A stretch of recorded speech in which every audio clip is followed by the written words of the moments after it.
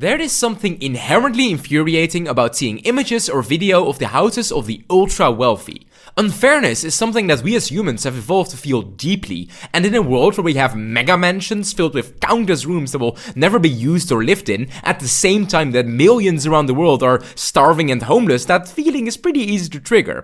But while watching the video that I want to talk about today, it wasn't just that feeling that was triggered. There were many feelings. When I first clicked on its thumbnail, I was not at all expecting to reach such levels of secondhand embarrassment, discomfort, and contempt.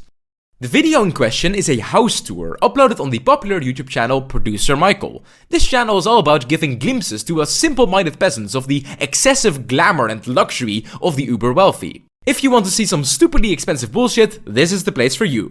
The videos all essentially consist of some person showing Michael something expensive and Michael going, "Oh, look at that, it's marvelous," or whatever, and then they move on to the next expensive thing and then Michael goes, "Oh, that's fantastic, look at it," and so on and so on. He's really just a lovable doofus amazed at anything shiny. Or he's an annoying upper-class twit. It all really depends on your perspective. And in this video he never makes much of an impression, except that at one point he says the following. So let me show you and talk to you. This is going to be a first. I never walk on grass. This is real grass, and I'm going to walk on it. Why, are you scared of grass? No, I don't want to get dirt into the beautiful white don't worry. floors. There you go. How about that? Look, I'm on the grass, guys. So yeah, make of that what you will. The really interesting things about this video are the building in question and the man behind it, LA real estate developer Nile Niami. The house, and this monstrously wasteful behemoth is very much stretching the definition of that word, is called The One, and it was initially listed at $500 million. Now it's at a more realistic but still insane $340 million. It has taken Nile more than 8 years to finish, and with a total area of 105,000 square feet, it is the biggest urban estate in the entire world. It might also be the biggest mistake of Nile's life, as he is currently $110 million in debt on it. Because of numerous construction delays and Nile's inability to find a buyer, his investors have threatened him with foreclosure. This has not happened as of yet, and this story is still very much in development. All of this craziness, of course, already makes for an inherently interesting topic, but trust me, you haven't seen anything yet. Let's take a peek inside the $500 million existential horror that is The One. Okay, so first of all, I want to talk about this building. So let's take a look at the house tour. This is how it starts. Today is the most epic of epic videos. We are at the largest house in the urban world. When I say the largest, it is 105,000 square feet. It is called The One. And what gets better than that, we are with the one and only Nile, who is the visionary behind this. He built this, and he is just an incredible guy, and he's going to show us around this house that no cameras have seen this house before in its entirety, ever. Is that correct? That's right. So this is a world debut. Let's do it. Let me show you. Come on. After that introduction, they enter through this super villain lair-esque door. There we get the first glimpse of the inside of the house, and it looks like the lobby of an office building. A nice and big office building, like from a prestigious law firm or a bank or something, but an office building nonetheless. Now the thing is, it is very impressive and, overwhelming in its gigantic splendor. These first few minutes of the video really do manage to blow you away with how stupidly opulent this whole construction is. But that's also kind of the problem. This tour isn't a couple of minutes long, it's 75 minutes. And the whole time is just filled up simply by these two guys and their camera crew wandering around this giant, empty-feeling building, ogling every single room as if that room is that much more interesting or different than the previous one. Michael's bottomless enthusiasm for things that cost a lot of money comes in quite handy, as he is somehow capable of maintaining his sense of wonder, or at least the appearance of it, for the whole duration. Now, of course, the main attraction of this house, as is the case with Nile's other houses, are the gimmicky rooms. And this house has a lot of insane gimmicks, like a full-size movie theater and this sick-looking bowling alley and a whole-ass fucking nightclub. And if you were hanging out in any of those places individually, it would probably be amazing, but the problem is, these rooms are all attached to this monstrosity, and that fact kind of overshadows the coolness of the rooms themselves. Furthermore, these flashy spectacles also betray the inherent problems with this whole structure. Specifically with the nightclub, it's important to emphasize that this nightclub is an insane addition. It's not like an in-house party room, no, it's like a legit full-size nightclub with its own entrance and everything. And my first thought when they showed all this was, why not just build a nightclub? Like, if you want a nightclub that is this size, just build or buy a nightclub. I understand the appeal of having, party rooms or whatever in a luxurious house, but this kind of space is meant for so many people. What's the purpose of attaching it to a house? Just buy a separate nightclub. And also, he's building all of this in a residential area. As you can see from this drone footage right here, there are plenty of other houses relatively close to the one. Dwarfed, of course, since those puny mansions are only worth a few tens of millions of dollars, not hundreds of millions. And, like with many other spaces in the house, the nightclub is indoor-outdoor mix, which must be lovely given the climate of LA, but must be absolutely horrifying for those puny multi-millionaire neighbors. Because, look here, imagine if this nightclub is ever actually used. Imagine hundreds of drunken high partygoers living it up, music blasting through this room with two sides of it wide open to fill the residential area around it with noise. Like, I'm not an acoustician, but that honestly seems like a perfect way to get sued. It wouldn't be the first time, as Nile was cited in 1/3 of all illegal COVID house party complaints in Los Angeles last year. You see, Nile has developed many other smaller projects before the one, and many of those haven't been sold yet. This seems actually to be a benefit to him, since it means that he can egotistically throw plague parties in them, making him a nuisance not just to his neighbors, but also to public health. In fact, Nile kind of seems to build all of his properties primarily with house parties in mind, rather than, how they would actually be like to live in. This infantile incapability, by the way he's 54, to separate his personal lifestyle from his professional aims seems to be the root of his problems, exemplified primarily by the financial trouble he's in with the one. After all, this house is chiefly one giant opulent spectacle, a private playhouse that Nile and his coked up friends would love to hang out at. However, Nile and his friends don't have $340 million to spare. There are a very limited amount of people in the world who have that capacity, and it makes sense that those people don't want to put down that kind of money for an overglorified playhouse.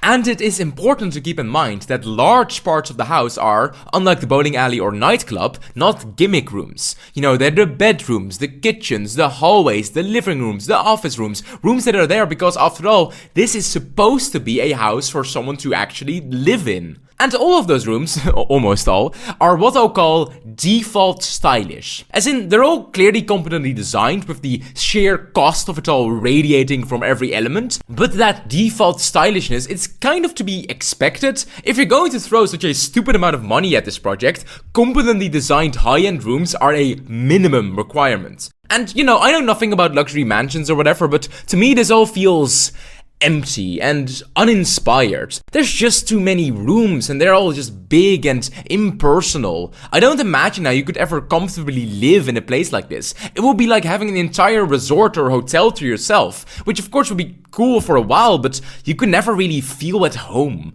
And I kind of get that with all, giant luxury mansions, but this building is just more, like exponentially more, like an entirely different level, and that makes all those inherent flaws with super mansions all the more explicit. Every single room just screams the fact that its designer knew that he also had to design 10 other rooms with the exact same function. And about that designer, because it's not Nile himself. Nile is a real estate guy, he is a visionary, but he's not an architect. Now that doesn't mean he wasn't involved in this house, quite the contrary, this house seems to have consumed the past 8 years of his life. He has knowledge of every room, so he was very much part of bringing it all to life, directing it. However, a house like this does require an actual, legit architect, an actual designer, and that would be renowned Irish architect Paul McLean.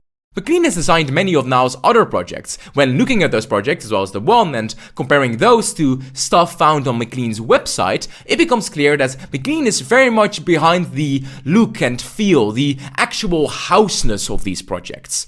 My general impression of how the one and Nile's other projects came to be is that Nile was, an ideas guy. He has some crazy vision for a building that you could just throw the most epic ragers in ever, bro. And he has the ability to convince investors to throw money at the project. Then it is McLean's job to actually execute the feasible parts of Nile's grand vision. And, more importantly, it is also his job to fill in the blanks, as it were, designing all of the actual rooms that make this an actual house, and making it all look high-end and sophisticated. Now, I can't know how much of these houses are a result of Nile's input and work, and how much is just down to the expensive professionals that he hires, but I think it is safe to speculate on the following: that Nile himself is not the reason that these houses look as good as they do. He is the reason that these buildings exist, and the reason that they are flashy and grandiose, but the glimmer of luxury that is evident in every part of this stupid building, that glimmer that makes Michael cream his pants at every turn, that isn't really Nile. But then, what is Nile? So now we've got the house itself covered, but the most interesting part of this whole story isn't the building, but the man behind it. During most of the tour, Nile is busy describing different parts of the house, usually pointing out the flashiest and most expensive part, until they move on to the next flashy and expensive thing. However, scattered throughout this video are moments where Nile says some weird and off-putting stuff. To help understand these odd moments, I'll divide them into two categories: the sad stuff and the delusional stuff. So, we'll start with the sad stuff, the first instance of which happens at around the 6-minute mark while Nile is talking about his gaudy Italian glass sculpture.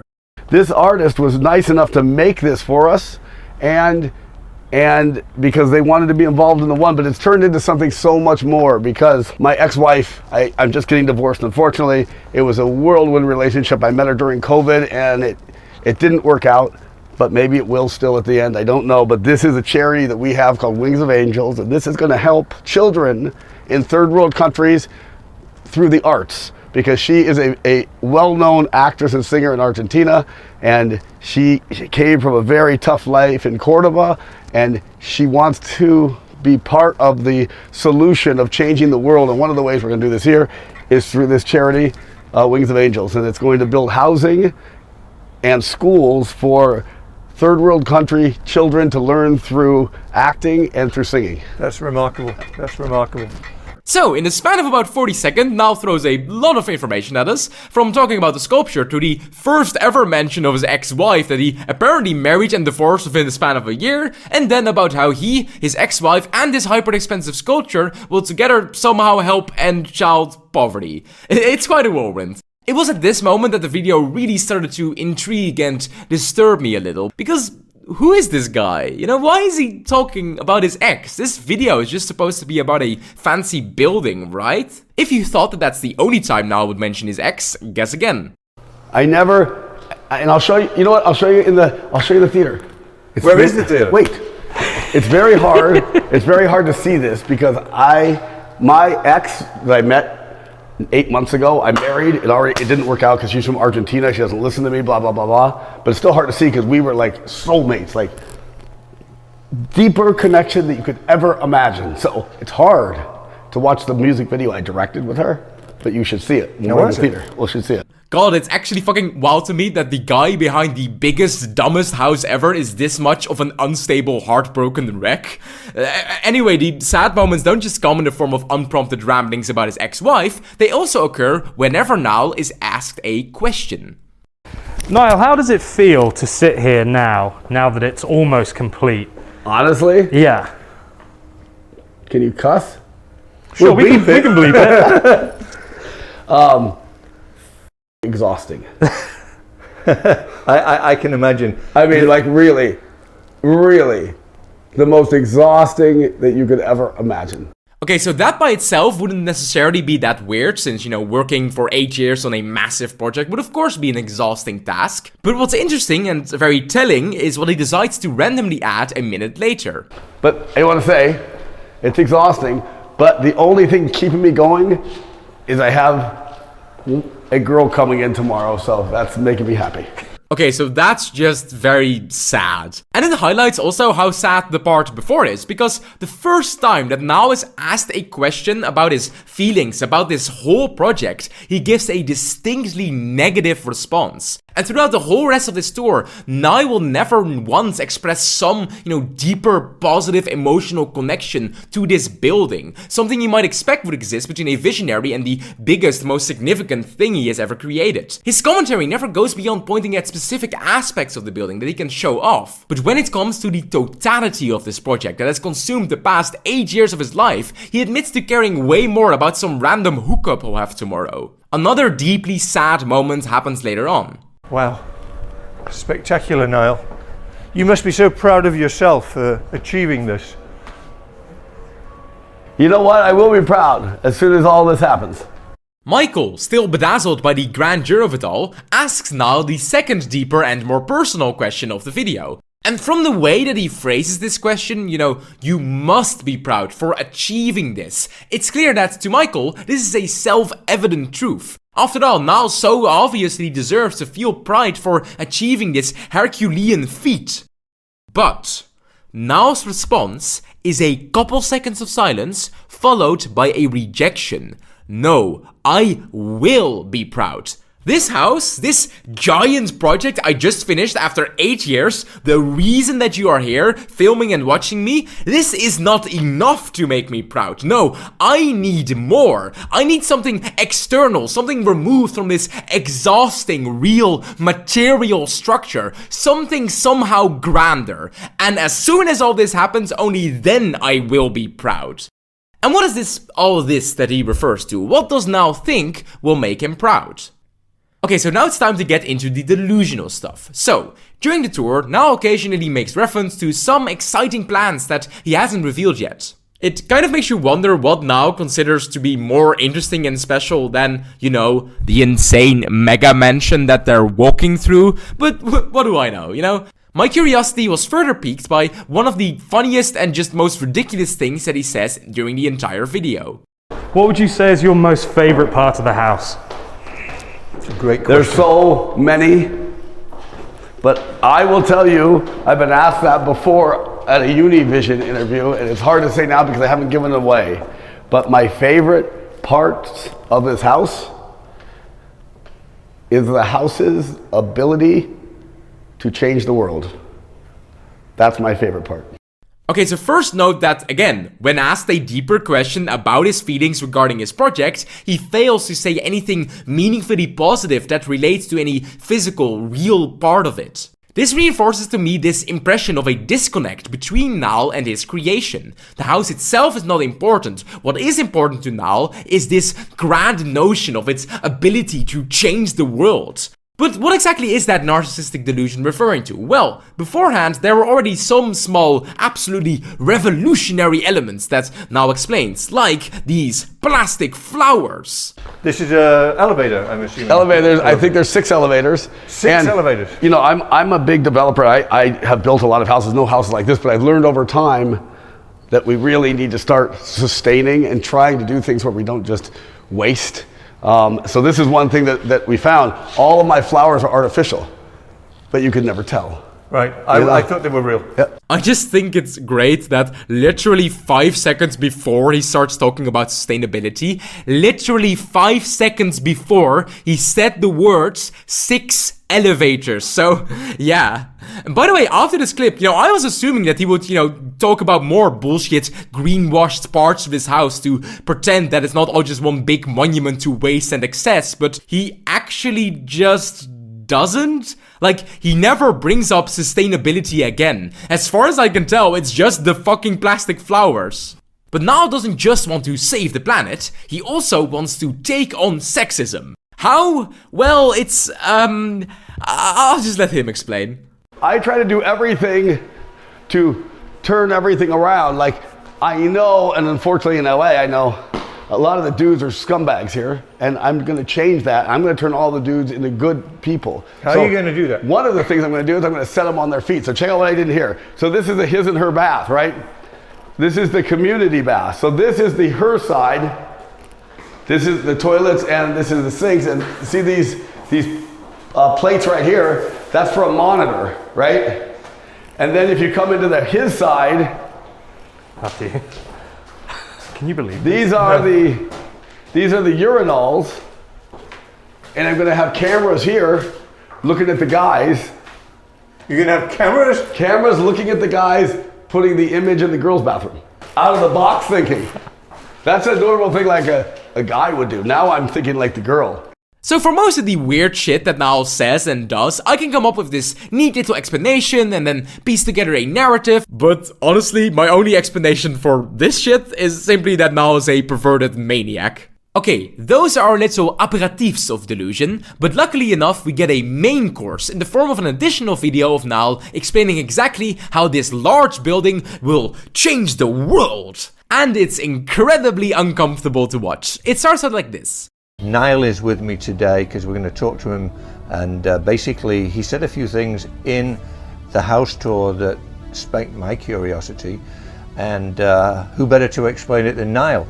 You said in the last video, I asked you what is the best part about this house. In fact, I think it was Adam even that asked you that question, and you said something like what we can do with the house. What did you mean? Tell everybody. What follows is 18 minutes of Nile spouting some delusional ideas that will never materialize. Ideas that would supposedly make this building be more than just a building, and of course would also save Nile from his crushing debt. I can't really explain what this video is like, so I'll just play a couple of minutes of it. What did you mean? Tell everybody. Well, I think that I have something very, very exciting, and I believe that I don't have this by chance. I believe that I was always meant to be able to create this house. The house is called The One Bel Air, and my show is called The One. And between those two, I think that we have the ability to really change the world in a very positive way. When you say change the world in a positive way, how does this house change the world? I need you to explain that. I will explain. So, because of COVID, all of the venues around the world have been either shut down or dramatically altered. There is nowhere in the world really where you can go for a venue like you used to have. But we have it now because this house has the ability to hold 900 people in a safe COVID environment. And what is being created for this house is a show that everyone will want to watch and identify with because it stars me. I live in the house, and I live in the house with people that I love, and we do crazy things and have crazy parties, but we also help the world in so many different ways. And one of those ways we're doing it is we are creating gigantic boxing matches right in the grass with the world championship boxers that you could ever imagine, and concerts, and anything that you could imagine that has a pay-per-view event leading up to the pay-per-view event will be my show. So the talent will come through, the weigh-ins will be here, and we will interact with all of the entertainment that lead to the pay-per-view platform, but the pay-per-view platform will be either a Showtime or our own pay-per-view platform that will rain money down. And with that, I am going to have a very, very successful show, and I'm going to have events like they used to have, where you have energy and you have atmosphere. And that's what we're going to do right here, starting in the next couple of months. We're going to have a world championship boxing event with the biggest boxers that you've heard of in your life. And the most important thing, we are going to teach the world about sustainability through my show, through all kinds of the latest technology like holograms. We are going to have crazy, crazy events, and I want to tell everyone an idea of my event that it will be here in this house once this is solved. We Are the World 2022, and I'm going to have podiums set up throughout this entire house, and we are going to do a modern day remix of We Are the World, and I am going to have the biggest entertainers ever in the history singing on each podium. But I'm also going to have people like Jamila Sahoughton, my current wife, who it didn't work out, but we're getting a divorce, was an unbelievable singer, that she is going to be on the podium singing next to the biggest singers in the world. But you know who else is going to be singing next to them? Whitney Houston and Michael Jackson and Prince and Elvis Presley, because every single one of these singers are going to be holograms. And I am going to get every single singer to come here for free and do it because every penny is going to go to help everybody else. This is what the whole 18 minutes are like. His mannerisms and way of speaking actually remind me of myself during some not so great experiences I had while on acid.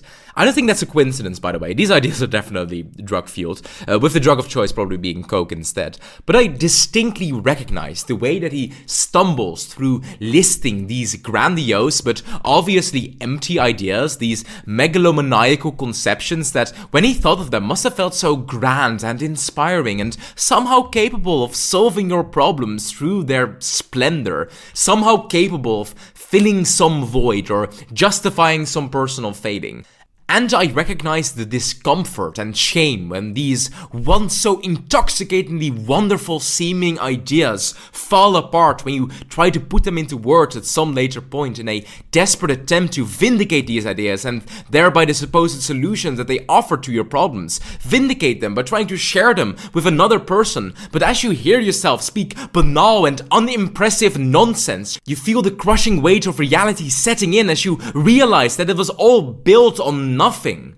And then, what are you left with? Some house you didn't even design yourself? Some big building that you have no real connection to other than its ability to impress other people for you and get you attention? Some big, wasteful, empty space that, despite its luxury and grandeur, will never measure up to your now ruined whirlwind romance or even one random hookup, one sliver of real human affection. And then, of course, there's the small detail of $110 million of debt that you probably won't be able to pay off with ticket sales for boxing matches. And at the end, after Nile's embarrassing and incoherent failure of a pitch, he says the following. The world needs the one, and the world needs these events because the world needs a new champion. The world needs somebody positive. The world needs somebody that cares about them. And that's me. And as Michael then turns to end the video by gently and patronizingly validating Nile and his bullshit ideas, I wonder whether or not he is asking himself the same question as me. How did this insane clown ever get access to so much money? Nile Niami got into real estate at the start of a golden era of opulence. With the housing market as crazy as it's been the past decade, and with the ever-accelerating global trend of consolidation of wealth in the upper class, there has never been a better time to be a developer of big, loud, ultra-luxurious mega mansions. Whether Nile shrewdly identified this fact ahead of time or he just lucked into the position, the fact remains that he was in the right place at the right time. With endless funds, access to the best people in the industry and a booming market, there was no way to go but up. And Nile wants to go up. No, Nile needs to go up. He is fantastic at setting the feeling of opulence because he himself seems to be permanently chasing that feeling as well. Now, of course, that ability of his is inherently one based on superficiality, of image over substance, of excess for excess's sake.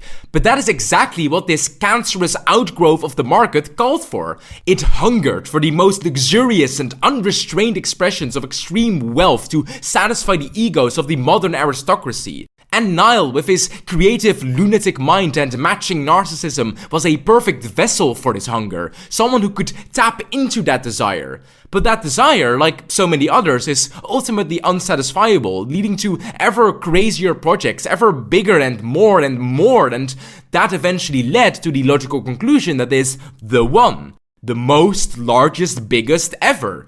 And that final step, that logical following through of this principle of excess for excess's sake, seems to have been one step too far and will likely lead to Nile's permanent financial ruination. The one has no good reason to exist. It is an inherently flawed project, and the only way that I can see someone buying this is through getting a very favorable deal after it has been foreclosed.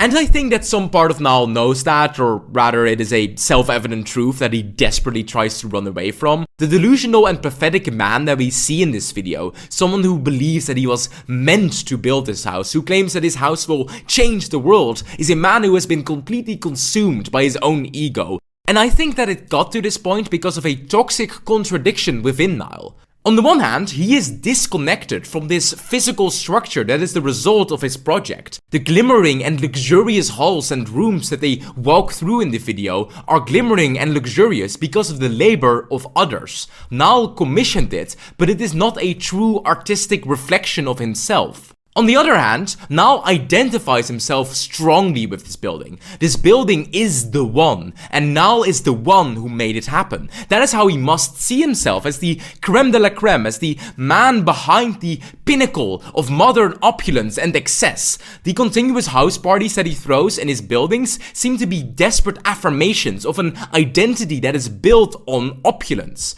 He has become defined by the price tags that he is associated with. But with his exalted position must come a justification for that position. He is special, he is different, he was always meant to build this house. It can't just be that he was a confident idiot who got into real estate at a perfect time. No, he is simply a wonderful special being who is destined to change the world.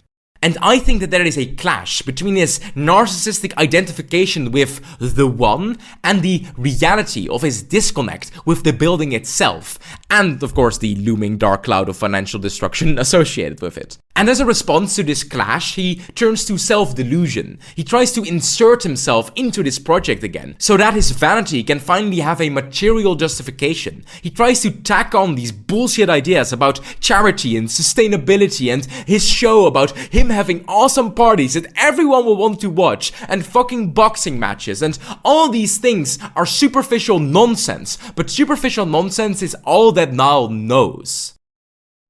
Man, this video really made me feel some very negative emotions. But hey, it was pretty fun to write about as well, so that's something. One good thing that has come out of all of this is a new cap on the size of mega mansions in LA, so there won't soon be another project like the one. As for Nile, his situation seems pretty dire, and I'm curious what it will be like in a couple of years. And I will also be monitoring the one itself. After all, the building is basically finished, and I'm very curious to see what will end up happening to it. Only time can tell. In the meantime, subscribe or something, I don't know.